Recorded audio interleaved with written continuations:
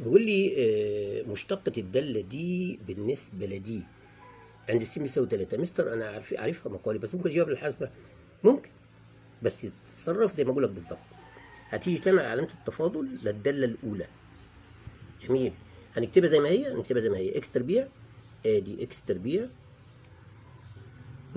زائد 3 زائد 3، وبعدين اطلع بره. هتعوض عن س 3 صح؟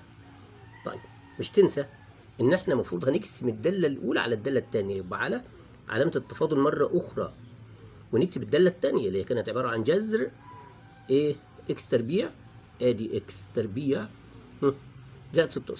زائد 16 وهنطلع بره خالص خالص، وبعدين نحط هنا 3 ونقول له يساوي كام. الناتج يا كابتن 10، وفعلا الاجابه طلع 10 اهي اهي.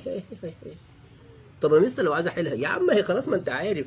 هنفرض الداله الاولى بصاد وتجيب مشتقتها ب 2 س، الداله الثانيه بعين وتجيب مشتقتها، هتطلع 2 س على 2 في الجذر، هتقسمهم على بعض وتعوض عن س ب 3 تطلع ب 10. يبقى انا وفرت عليك وقت ولا لا؟ هشوفك في فيديو اخر. لو عندي مساله ثانيه برضو في النموذج الاولاني بيقول لي مين المماس.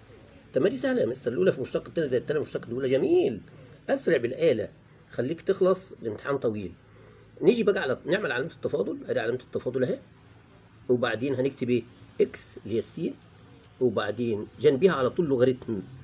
لوغاريتم ايه؟ لوغاريتم السين للاساس اي. فادي الاي اهي يا مستر ايه، بس هنعملها اس واحد معلش. خش جوه بقى اكتب ايه؟ اكتب سين. ادي السين اهي، اطلع بره خالص واكتب قيمه السين. قيمه السين كانت بكام؟ كانت به. به يعني دي اللي هي بتاعتي اس واحد بس، وقول لها يساوي كام يا كابتن؟ طلعت، استنى لحظه، طلعت 2. طب ما هي طلعت 2 اهي، الاثنين اهي الاثنين اهي على الاله الحاسبه 2. طب ما هي بالاله الحاسبه الاولى في مشتق الثانيه زي الثانيه في مشتق الاولى برضه تطلع ب 2. هشوفكم في فيديو